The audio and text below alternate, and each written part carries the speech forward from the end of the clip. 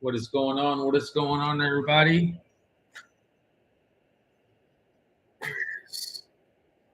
Sorry about that, guys. Still a little bit of rookie when it comes on to cameras. How y'all doing today? Just doing a quick test before we start the presidential debate here. It's gonna start pretty soon, so I'm not sure if you guys are watching this or if you guys are gonna be tuning in, but it seems like it's gonna be a little bit of interesting. Then I'm gonna share my screen here. Window. Right there.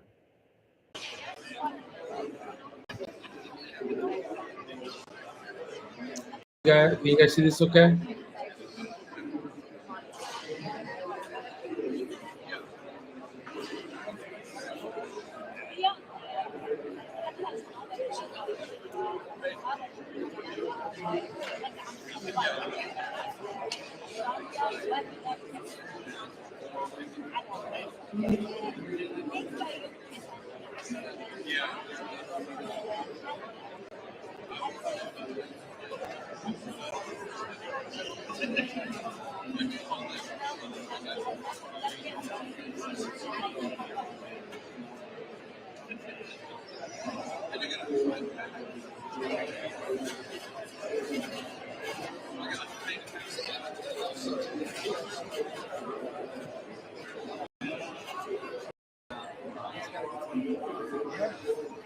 What is going on, everybody? What is going on?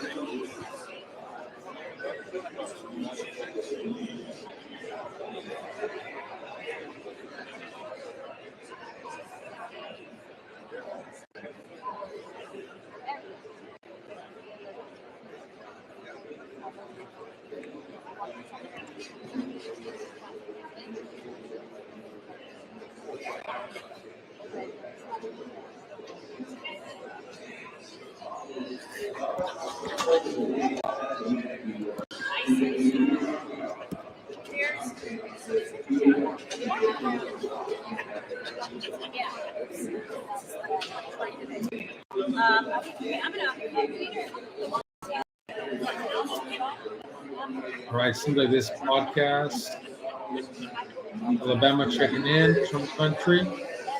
Okay, I see you guys. South Alabama. Okay, I actually live in Birmingham, Alabama, believe it or not. I'm from San Diego, moved to Birmingham, and spent about a year and a half there, and then moved back to San Diego, and now I'm in Texas. So that's my story. And the goal for this live stream is to give you a different perspective. I like to look at things from like different angles. Both Trump and Biden. I'm very critical of everything. I question everything, but also I have my strong conservative beliefs. So I just want to share my opinions on this live stream. And I lived in, I believe it's 280 Greystone, Inverness area. Does that sound familiar?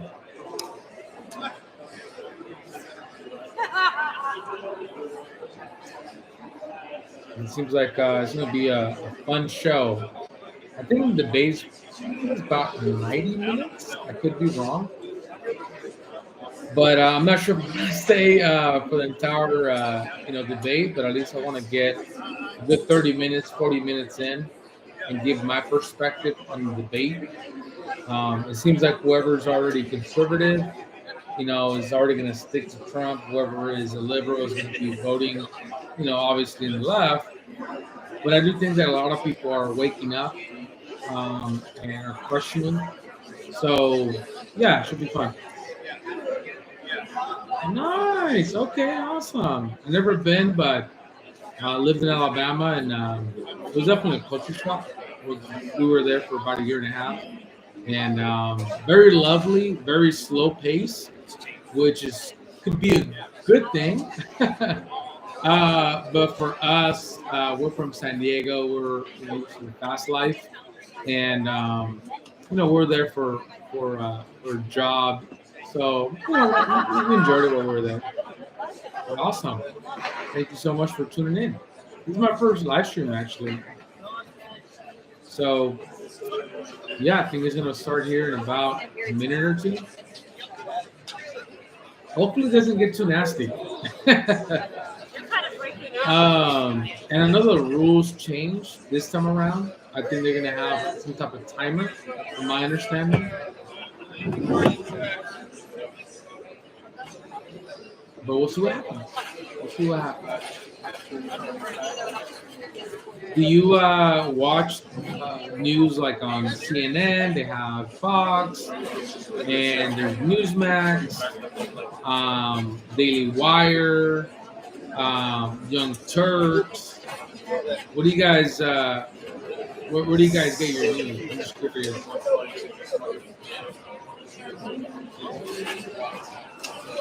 For me, I would say there's all kinds of different news coming my way. I mean, I open Google and boom, there's information there. There's Yahoo, there's information there.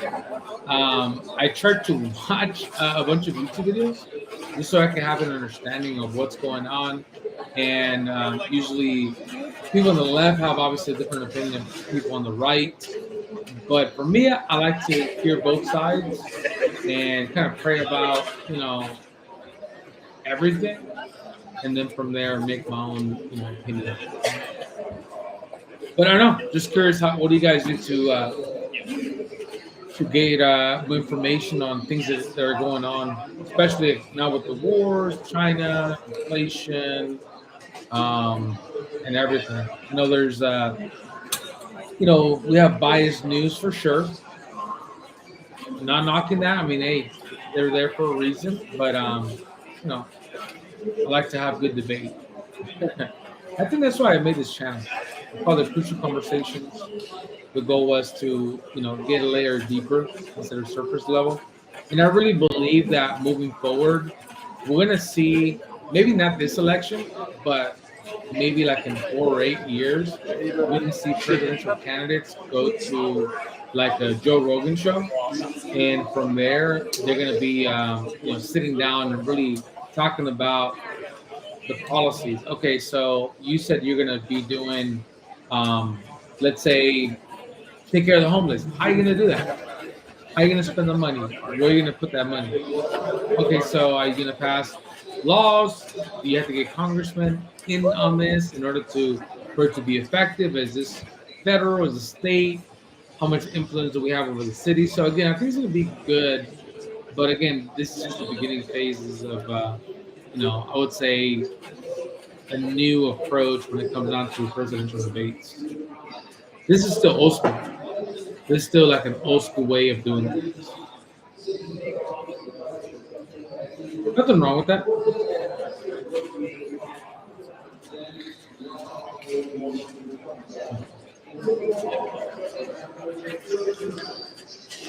They said it was going to start at 9 p.m. Eastern time.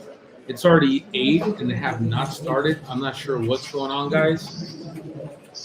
So I thought we were already going to be jumping into business. It's all good. All good.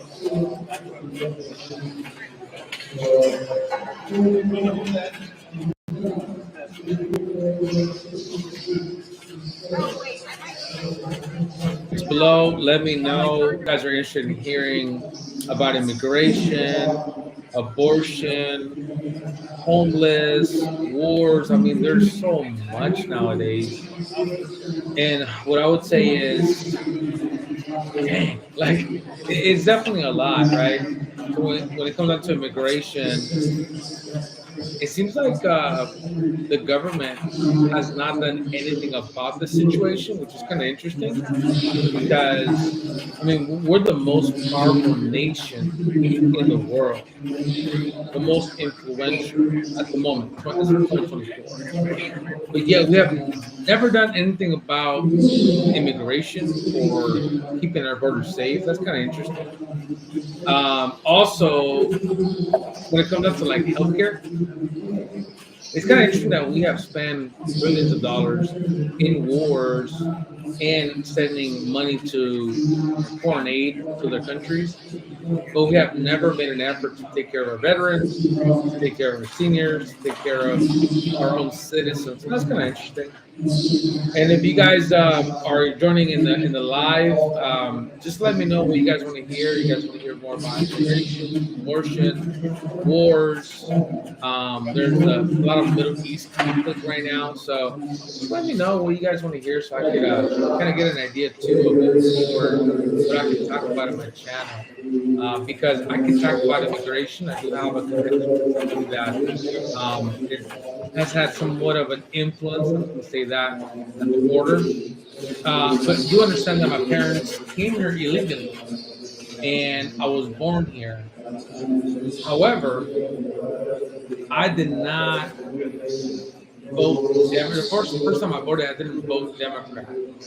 I started doing research for myself, and I realized that I really had to stand up for my values, my principles, and my vote went a different direction. So just wanted to talk about that a little bit. I'm a business owner and also a father. We need our border secured immediately. Trump will cut payroll taxes if elected. Will save my business for about 25,000 a year. I love that. See, I'm gonna screenshot that so I could share that if that's okay with you. And also tell me the name of your business. I don't know if you want to disclose that information, but that's awesome. Business owner myself, small business owner, of course, no employees, just myself. But obviously, when it comes down to cutting taxes, especially with inflation right now, we definitely need as much help as possible. I love the fact that you're a business owner and a father. I'm a father of three, so totally feel you there.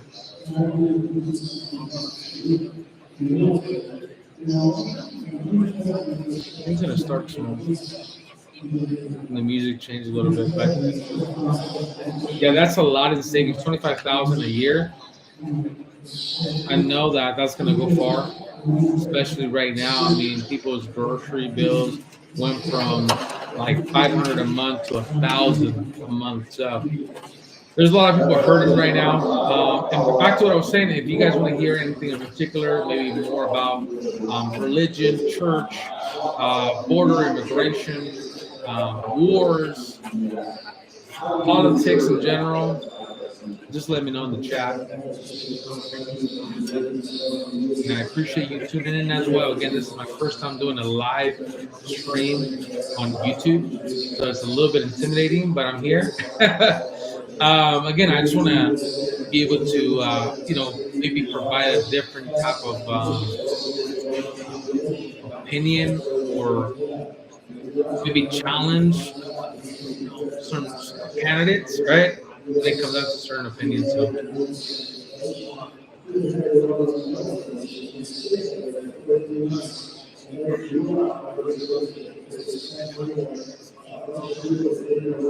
think I'm going to start right now.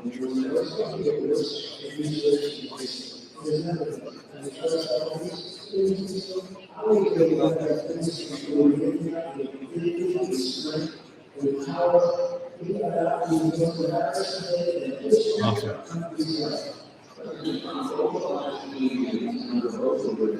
Yeah, well, to be honest, Mr. Full Time Golf, it doesn't seem like he doesn't say much, but hopefully he does say something. So we'll see what happens. Yeah, that's true. That's very true. He said, I want to see if he can actually speak sentences and not really trying to be funny, but honestly, you want to see that. Okay, same here. I guess the question is he really making the decisions right now?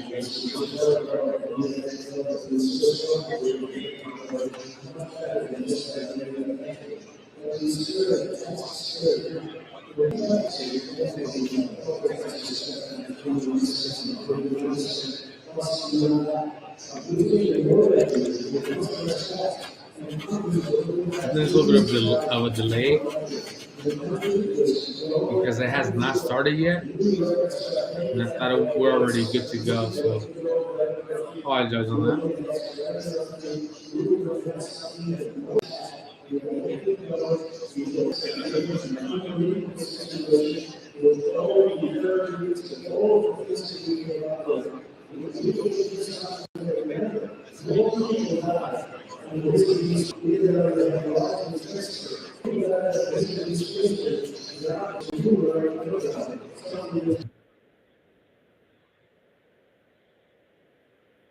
I think this is. I'm not sure if this is it. But I just went into another one here. Institutions to come into our country and destroy our country. President Trump, we will get to immigration later in this block. President Biden, I want to respond to this question about the national debt. He had the largest national debt of any period, number one.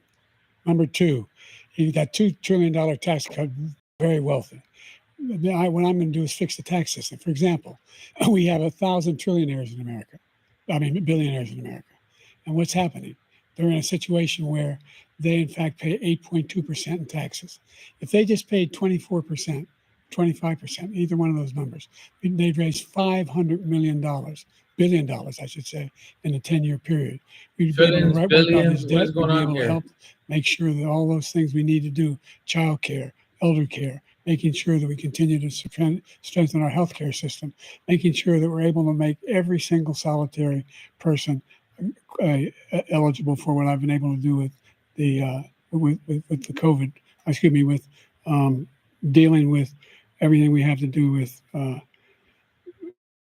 Look, if we finally beat Medicare. Thank you, President Biden. President Trump. What? Well, he's right. He did beat Medicare. He beat it to death, and he's destroying Medicare because all of these people are coming in. They're putting them on Medicare. That's why they're people putting them love on Trump. Social Security. They're going to destroy Social Security. This man is going to single-handedly destroy Social Security. These millions and millions of people coming in, they're trying to put them on Social Security. He will wipe out Social Security. He will wipe out Medicare. So he was right in the way he finished that sentence. And it's a shame. What's happened to our country in the last 4 years is not to be believed. Foreign countries, I'm friends with a lot of people, they cannot believe what happened to the United States of America. We're no longer respected. They don't like us. We give them everything they want, and they think we're stupid. They think we're very stupid people. What we're doing for other countries, and they do nothing for us. What this man has done is absolutely criminal. Thank you, President Trump. Dana? This is the first presidential election since the Supreme Court overturned Roe v. Wade. This morning, the court ruled on yet another abortion case, temporarily allowing emergency abortions to continue in Idaho, despite that state's restrictive ban. Former President Trump, you take credit for the decision to overturn Roe v. Wade, which returned the issue of abortion to the states. Correct. However, the federal government still plays a role in whether or not women have access to abortion pills. They're used in about 2/3 of all abortions. As president, would you block abortion medication? First of all, the Supreme Court just approved the abortion pill, and I agree with their decision to have done that, and I will not block it. And if you look at this whole question that you're asking, complex, but not really complex. 51 years ago, you had Roe v. Wade, and everybody wanted to get it back to the states. Everybody, without exception. Democrats, Republicans, liberals, conservatives, everybody wanted it back. Religious leaders. And what I did is I put 3 great Supreme Court justices on the court, and they happened to vote in favor of killing Roe v. Wade and moving it back to the states. This is something that everybody wanted. Now, 10 years ago, about how many weeks and how many this, getting into other things, but every legal scholar throughout the world, back to the states, I did that. Now the states are working it out. If you look at Ohio, it was a decision that was, an end result that was a little bit more liberal than you would have thought. Kansas, I would say the same thing. Texas is different. Florida is different. But they're all making their own decisions right now. And right now, the states control it. That's the vote of the people. Like Ronald Reagan, I believe in the exceptions. I am a person that believes. And frankly, I think it's important to believe in the exceptions. Some people, you have to follow your heart. Some people don't believe in that. But I believe in the exceptions for rape, incest, and the life of the mother. I think it's very important. Some people don't. Follow your heart. But you have to get elected also. And because that has to do with other things, you got to get elected.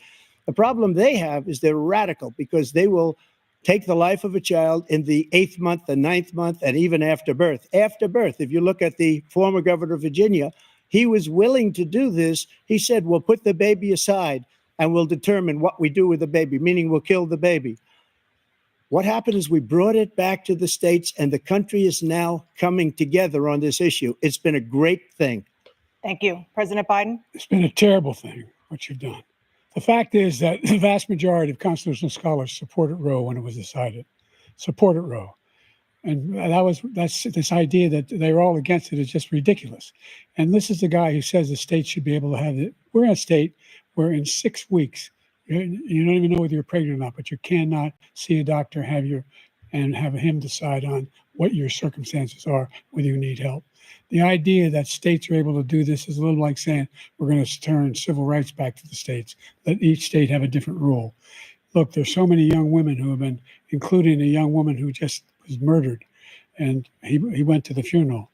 The idea that she was murdered by an immigrant coming in, they talk about that. But here's the deal: there's a lot of young women who are being raped by their in-laws, by their spouses, brothers and sisters. It's just ridiculous, and they can do nothing about it. And they try to arrest them when they cross state lines. Thank you. There have been many young women murdered by the same people he allows to come across our border. We have a border that's the most dangerous place anywhere in the world, considered the most dangerous place anywhere in the world. And he opened it up, and these killers are coming into our country, and they are raping and killing women. And it's a terrible thing. As far as the abortion is concerned, it is now back with the states. The states are voting. In many cases, it's frankly a very liberal decision. In many cases, it's the opposite. But they're voting, and it's bringing it back to the vote of the people, which is what everybody wanted, including the founders, if they knew about this issue, which frankly they didn't. But they would have, everybody wanted brought back. Ronald Reagan wanted it brought back. He wasn't able to get it.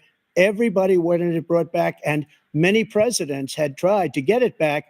I was the one to do it. And again, this gives it the vote of the people, and that's where they wanted it. Every legal scholar wanted it that way.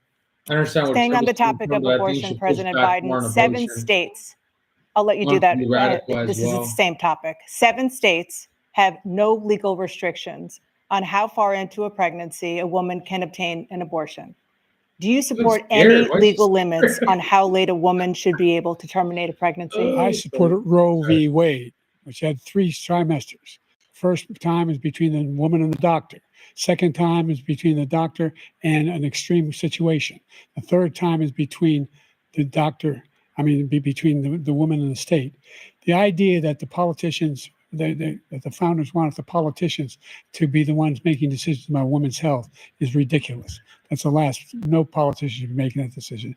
A doctor should be making those decisions. That's how it should be run. That's what you're going to do.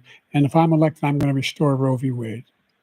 So that means he can take the life of the baby in the 9th month and even after birth, because some states, Democrat run, take it after birth. Again, the former governor of Virginia, put the baby down, then we decide what to do with it. So he's willing to, as we say, rip the baby out of the womb in the 9th month and kill the baby.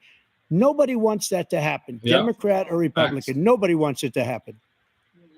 That is simply not true. The Roe v. Wade does not provide for that. That's not the circumstance. Only a woman's life is in danger. She's going to die. That's the only circumstance in which that can happen. But we are not for late-term abortion, period. Under Roe v. Wade, you have late-term abortion. You can do whatever you want, depending on the state. You can do whatever you want. We don't think that's a good thing. We think it's a radical thing. We think the Democrats are the radicals, not the Republicans. For 51 years, that was the law. 51 years, constitutional scholarship said it was the right way to go. 51 years, and it was taken away because this guy put very conservative members on the Supreme Court. He takes credit for taking it away. What's he going to do? What's he going to do? In fact, if the MAGA Republicans, he gets elected, and the MAGA Republicans control the Congress, and they pass a universal ban on abortion, period, across the board. They should. At 6 weeks or 7 or 8 or 10 weeks, something very, very conservative. Backbone. Is he going to sign that bill? I'll veto it. He'll sign it. Thank you. Let's turn now to the issue of immigration and border security. President Biden, a record number of migrants have illegally crossed the southern border on your watch. They're still in the middle. Overwhelming border states and overburdening cities such as New York and Chicago, and in some cases causing real safety and security concerns. Given that, why should voters trust you to solve this crisis? Because we worked very hard to get a bipartisan agreement that not only changed all of that, it made sure that we are in a situation where you had no circumstance where they could come across the border with the number of border police there are now.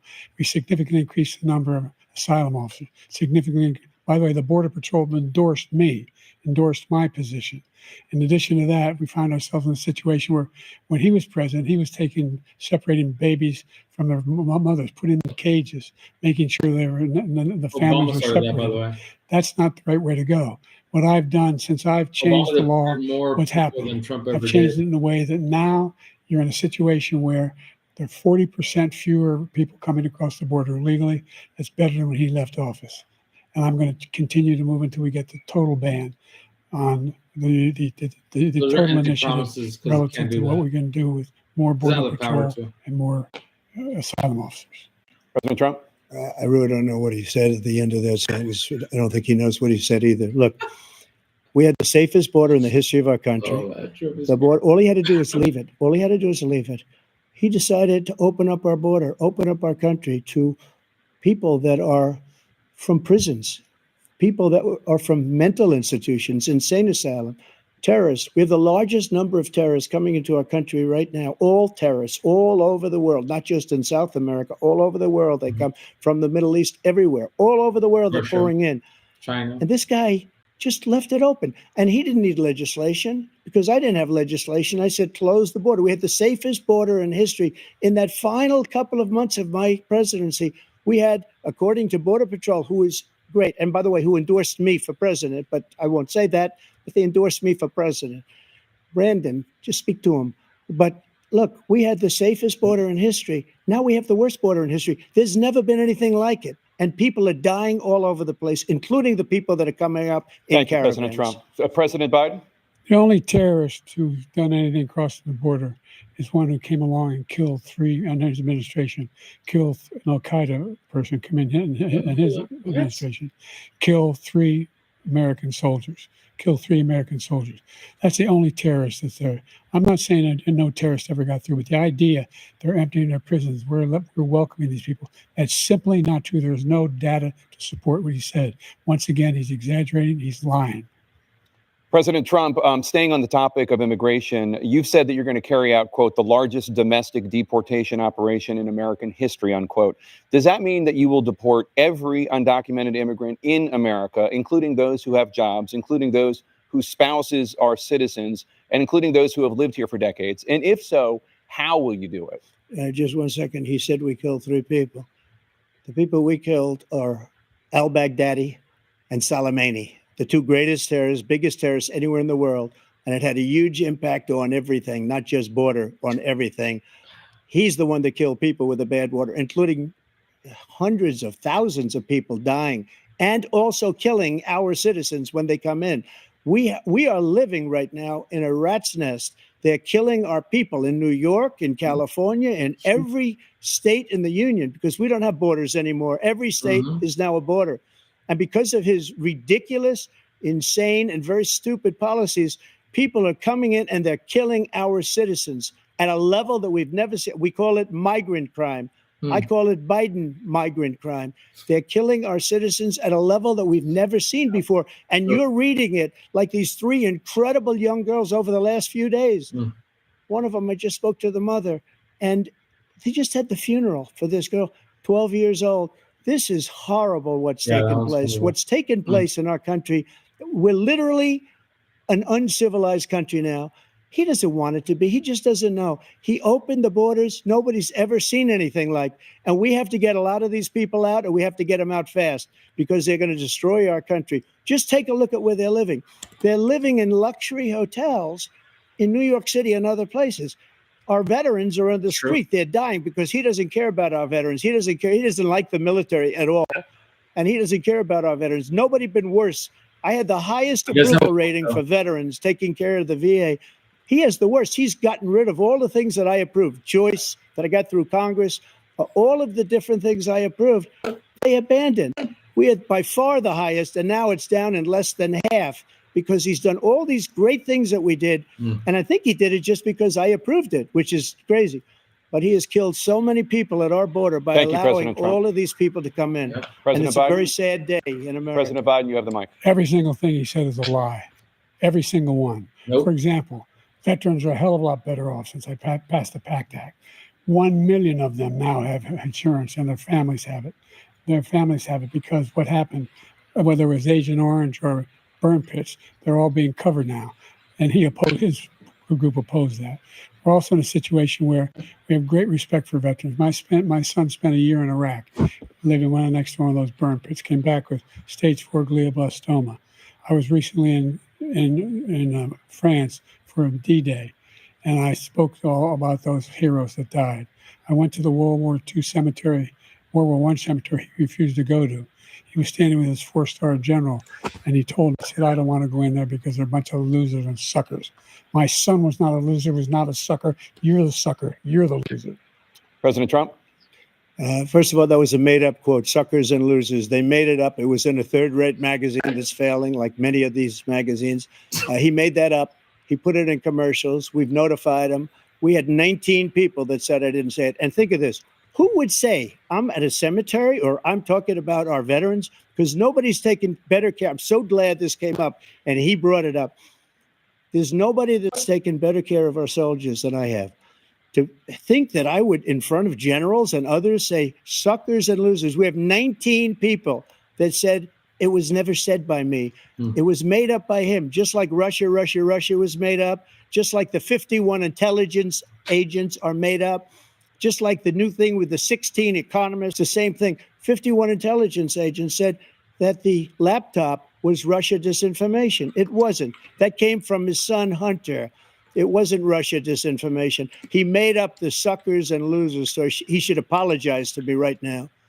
4-star general standing to your side who was on your staff who said you said it, period. That's number one. And number two, the idea that I have to apologize to you for anything along the line. We've done more for veterans than any president has in American history. And they now are in their family. The only sacred obligation we have as a country is to care for our veterans when they come home and their families and equip them when they go to war. That's what we're doing. Afghanistan. That's what the VA is doing now. They're doing more for veterans than ever before in our history. All right. Thank you so much. Let's move to the topic of foreign policy. I want to begin with Russia's war against Ukraine, which is now in its 3rd year.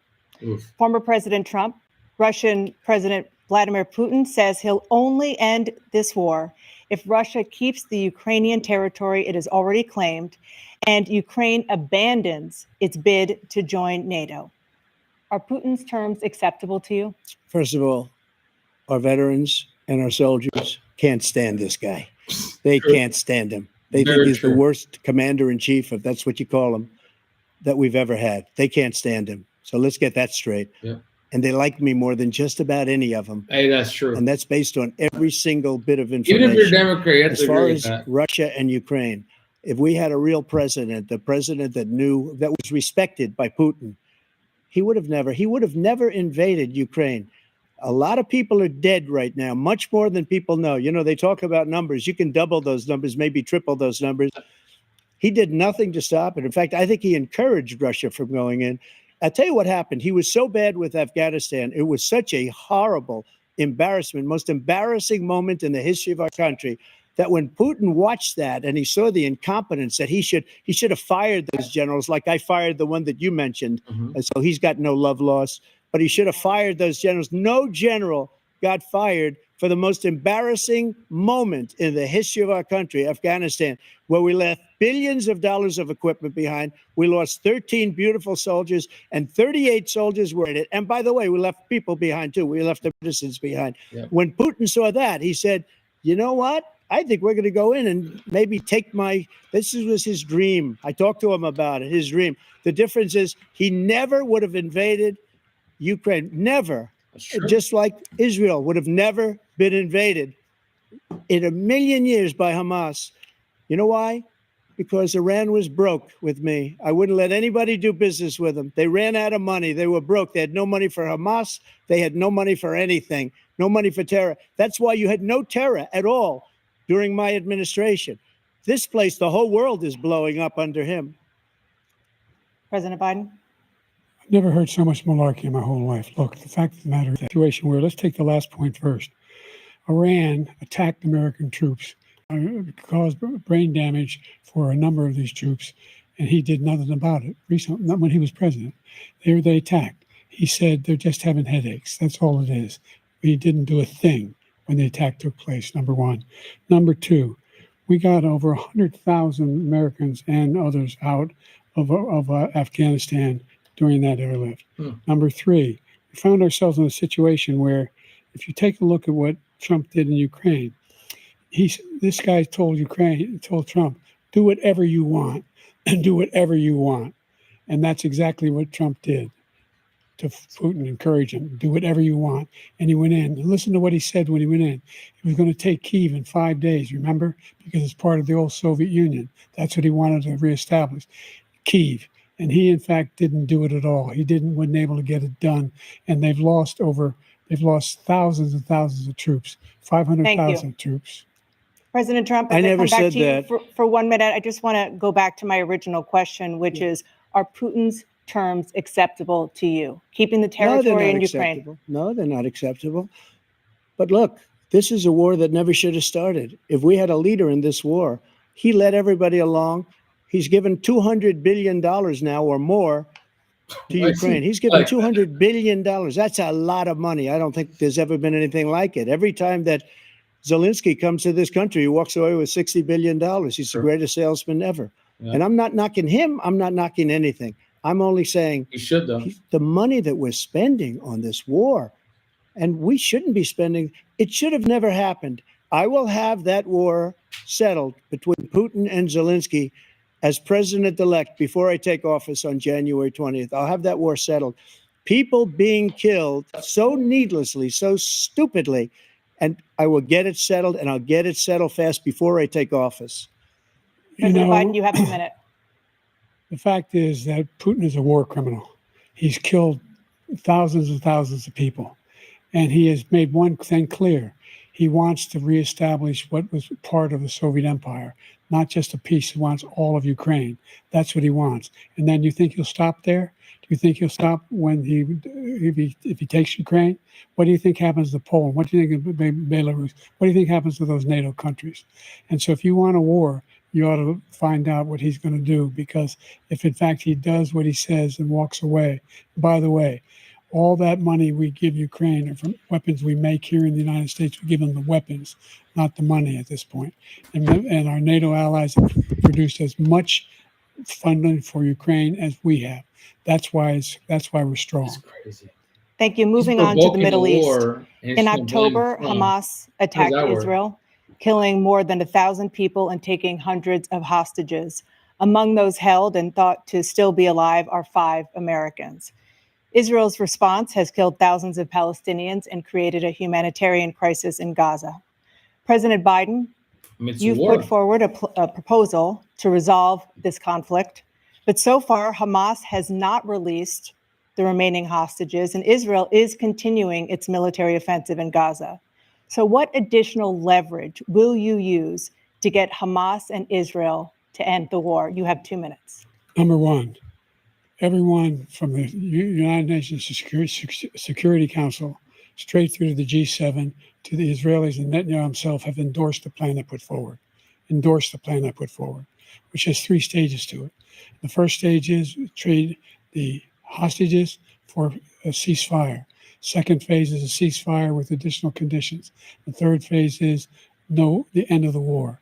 The only one who wants the war to continue is Hamas, number one. They're the only ones standing out.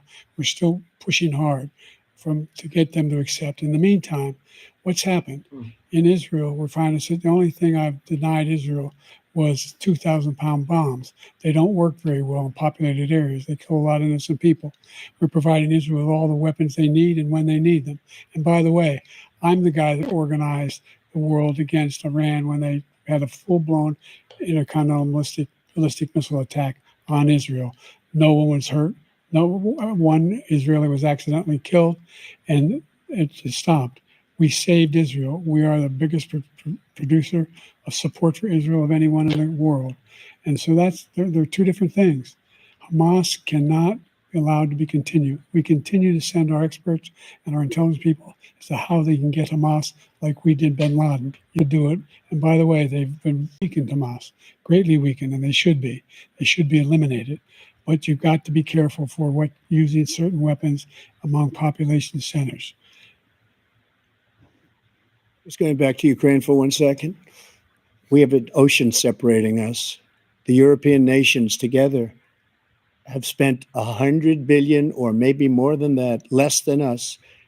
Why doesn't he call them and say, you got to put up your money like I did with NATO? I got them to put up hundreds of billions of dollars. The Secretary General of NATO said Trump did the most incredible job I've ever seen. They wouldn't have any, they were going out of business. We were spending almost 100% of the money was paid by us. He didn't do that. He's getting you got to ask these people to put up the money. We're over $100 billion more spent, and it has a bigger impact on them because of location, because we have an ocean in between. You got to ask them. As far as Israel and Hamas, Israel's the one that wants to go. He said the only one that wants to keep going is Hamas. Actually, Israel is the one, and you should let him go and let him finish the job. Yep. He doesn't want to do it. He's become like a Palestinian, but they don't like him because he's a very bad Palestinian. He's a weak one. President Biden, you have a minute. I've never heard so much foolishness. This is a guy who wants to get out of NATO. Are you going to stay in NATO? He's going to pull out of NATO. The idea that we have our strength lies in our alliances as well. It may be a big ocean, but we're ever able to avoid a war in Europe, a major war in Europe? What happens if, in fact, you have Putin continue to go into NATO? We have an Article 5 agreement. Attack on one is attack on all. You want to start the nuclear war he keeps talking about, go ahead. Let Putin go in and control Ukraine and then move on to Poland and other places. See what happens then. He has no idea what the hell he's talking about. And by the way, I got 50 other nations around the world to support Ukraine, including Japan and South Korea, because they understand that this kind of dislocation has a serious threat to the whole world peace. No major war in Europe has ever been able to be contained just to Europe. President Trump, just to follow up, would you support the creation of an independent Palestinian state in order to achieve peace in the region? I'd have to see, but before we do that, the problem we have is that we spend all the money. So they kill us on trade. I made great trade deals with the European nations because if you add them up, they're about the same size economically. Their economy is about the same size as the United States. And they were no cars, they don't want anything that we have, but we're supposed to take their cars, their food, their everything, their agriculture. I changed that. But the big thing I changed is they don't want to pay. And the only reason that he can play games with NATO is because I got them to put up hundreds of billions of dollars. I said, and he's right about this, I said, no, I'm not going to support NATO if you don't pay. Oh. They asked me that question. Would you guard us against Russia at a very secret meeting of the 28 states at that time, nations at that time? And they said, no, if you don't pay, I won't do that. And you know what happened? Billions and billions of dollars came flowing in the next day and the next months. But now we're in the same position. We're paying everybody's bills. Let's turn to the issue of democracy. Former President Trump, I want to ask you about January 6, 2021. After you rallied your supporters that day, some of them stormed the Capitol to stop the constitutionally mandated counting of electoral votes. As president, you swore an oath to, quote, preserve, protect, and defend, unquote, the Constitution. What do you say to voters who believe that you violated that oath through your actions and inaction on January 6th and worry that you'll do it again? Well, I don't think too many believe that. And let me tell you about January 6th. On January 6th, we had a great border. Nobody coming through, very few. On January 6th, we were energy independent. On January 6th, we had the lowest taxes ever.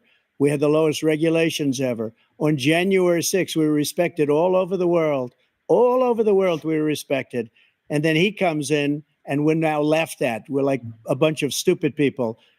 What happened to the United States' reputation under this man's leadership is horrible, Yes. including weaponization, which I'm sure at some point you'll be talking about, where he goes after his political opponent because he can't beat him fair and square. Mm-hmm. Yeah. You have 80 seconds left. My question was, what do you say to those voters who believe that you violated your constitutional oath through your actions and inaction on January 6, 2021, Dumb question. and worry that you'll do it again? Well, I didn't say that to anybody. I said peacefully and patriotically. And Nancy Pelosi, if you just watched the news from 2 days ago, on tape to her daughter, who's a documentary filmmaker, they say, but she's saying, oh, no, it's my responsibility. I was responsible for this because I offered her 10,000 soldiers or National Guard, and she turned them down. And the mayor in writing, by the way, the mayor in writing turned it down, the mayor of D.C. They turned it down. I offered 10,000 because I could see I had virtually nothing to do. They asked me to go make a speech. I could see what was happening. Everybody was saying they're going to be there on January 6th. They're going to be there. And I said, you know what? There's a lot of people coming. You could feel it. You could feel it too, and you could feel it. And I said, they ought to have some National Guard or whatever. And I offered it to her. And she now admits that she turned it down. And it was the same day she was, I don't know, she can't be very happy with her daughter because it made her into a liar. She said, I take full responsibility for January 6th. Wow. President Biden? Look, he encouraged those folks to go up on Capitol Hill, number one. I sat in the dining room off the Oval Office. He sat there for 3 hours watching, begging, being begged by his vice president and a number of his colleagues on the Republican side as well to do something, to call for a stop, to end it. Instead, they talked about these people being patriots and great patrons of America. In fact, he says he'll now forgive them for what they've done. They've been convicted. He says he wants to commute their sentences and say that no. He went to every single court in the nation. I don't know how many cases, scores of cases, including the Supreme Court. And they said, no, this guy is responsible for doing what was done. He did do a damn thing. And these people should be in jail. And they should be the ones who are being held accountable. And he wants to let them all out. And now he says if he loses again, such a whiner that he is, that it could be a bloodbath. Thank you, President Biden. President Trump? What? What they've done to some people that are so innocent, you ought to be ashamed of yourself. What you have done, how you've destroyed the lives of so many people. When they ripped down Portland, when they ripped down many other cities, you go to Minnesota, Minneapolis, what they've done there with the fires all over the city. If I didn't bring in the National Guard, that city would have been destroyed. When you look at all of they took over big chunks of Seattle. I was all set to bring in the National Guard. They heard that, they saw them coming, and they left immediately. What he said about this whole subject is so off. Peacefully patriotic. One other thing, the Unselect Committee, which is basically two horrible Republicans that are all gone now out of office, and Democrats, all Democrats, they destroyed and deleted all of the information they found because they found out we were right. We were right. And they deleted and destroyed all of the information. They should go to jail for that. If a Republican did that, they'd go to jail. Thank you, President Trump. President Biden, I want to give you a minute. If you guys The agree only with person on that, this stage is a convicted felon is the man I'm looking at right now. And the fact of the matter is, what he's telling you is simply not true. The fact is that there was no effort on his part to stop what was going on up in Capitol Hill. And all those people, every one of those who were convicted, deserves to be convicted. The idea that they didn't kill somebody, just went in and broke down doors, broke the windows, occupied offices, turned over desks, turned them over statues. The idea that those people are patriots. and there's footage of that, by the way. When I asked him the first two debates we had, first time around, I said, will you denounce the Proud Boys? He said, no, I'll tell them to stand by. The idea he's refusing, will you denounce these guys? We denounce the people we're talking about now? We denounce the people who attacked that Capitol? What are you going to do? I'm going to give you a minute, President Trump, for a follow-up question I have.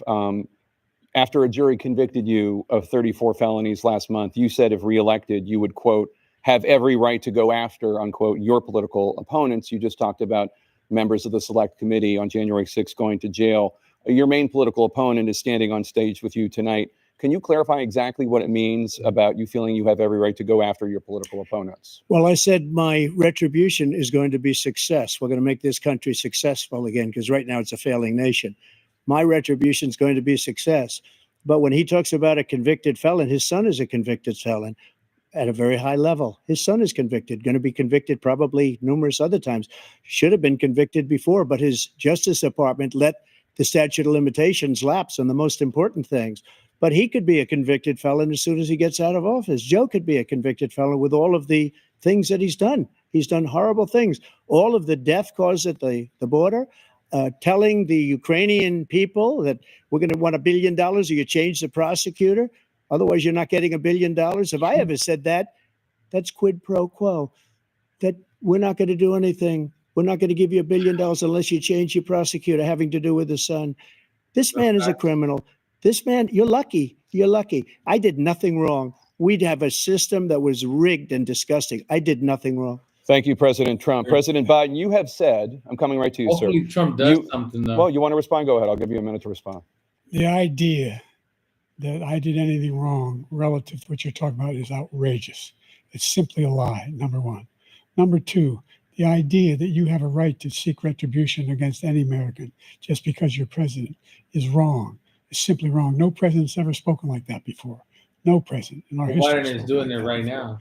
Number three, It's still wrong, the though. crimes that you are still charged with. And think of all the civil penalties you have. How many billions of dollars do you owe in civil penalties for molesting a woman in public, for doing a whole range of things, of having sex with a porn star on the night while your wife was pregnant? I mean, what are you talking about? You have the morals of an alley cat. He doesn't know Give how an to answer. ask a question. I didn't have sex with a porn star, number one. Number two, that was a case that was started and moved. They moved a high-ranking official, a DOJ, into the Manhattan DA's office to start that case. That case is going to be appealed and won. We had a very terrible judge, a horrible judge, Democrat. The prosecutor were all high-ranking Democrats, appointed people, and both the civil and the criminal. He basically went after his political opponent because he thought it was going to damage me. But when the public found out about these cases, because they understand it better than he does, he has no idea what these cases are. But when they found out about these cases, you know what they did? My poll numbers went up, way up. You know Very that because true. you're reporting it. And we took in more money in the last 2 weeks than we've ever taken in the history of any campaign. I don't think any campaign has ever taken. Hundreds of millions of dollars came pouring in because the public knows it's a scam and it's a guy that's after his political opponent because he can't win fair and square. Thank you, President Trump. President Biden, you have said, quote, Donald Trump and his MAGA Republicans are determined to destroy American democracy. Do you believe that the tens of millions of Americans who are likely to vote for President Trump will be voting against American democracy? The more they know about what he's done, yes. The more they know about what he's done. And there's a lot more coming. He's got a lot of cases down the road coming around. He's got a whole range of issues he has to face. I don't know what the juries will do, but I do know he has a real problem. And so the fact that, could you ever think you hear any president say that I'm going to seek retribution? Do you ever hear any president say that I thought Hitler had some good ideas? What got me involved to run in the first place after my son had died, I decided in Iraq, because of Iraq, I said I wasn't going to run again until I saw what happened in Charlottesville, Virginia. People coming out of the woods carrying swastikas on torches, and singing the same anti-Semitic bile they sang when back in Germany. And the young woman got killed. I spoke to the mother, and they asked him, they said, what do you think of those people? The ones who got killed, the one who tried to stop it, and the ones he said, I think they're fine people on both sides.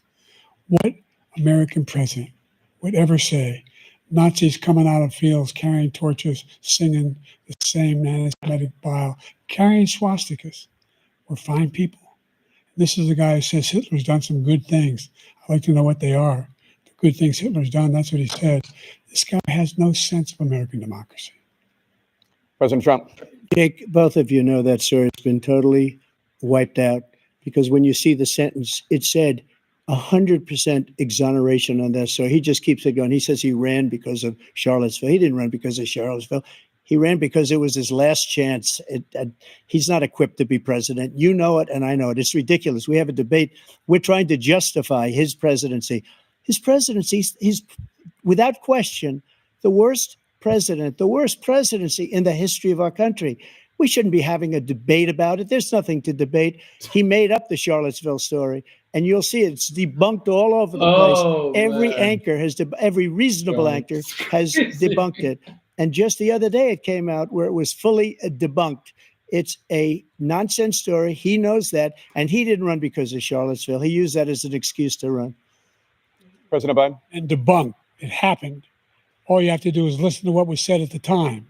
And the idea that somehow that's the only reason I ran. I ran because I was worried a guy like this guy could get elected. If he thought they were good people coming out of that forest, carrying those woods, carrying those torches, then he didn't deserve to be president. Didn't deserve to be president at all. And the idea that he's talking about all this being fabricated, we saw with our own eyes. We saw what happened on January 6th. We saw the people breaking through the windows. We saw people occupying his own vice president. Look, there's a reason why 40 of his 44 top cabinet officers refused to endorse him this time. His vice president hasn't endorsed him this time. So why? Why? They know him well. They serve with him. Why are they not endorsing him? Thank you, President Biden. We're going to be right back with more from the CNN presidential debate. That is interesting. What do you guys think about the debate? It's painful, huh? Biden cannot debate Trump. He can't win, first of all. I'm surprised that he's able to, complete some sentences, to be honest. But yeah, definitely. I think people that tuned in that wanted to hear a debate. Sadly, we know that Trump is going to win this debate, just because Biden doesn't really bring anything to the table, right? He's spreading a lot of lies. He's using the same tactic as before, and it's not going to work. So with that being said, guys, I'm going to wrap it up. It's been an hour.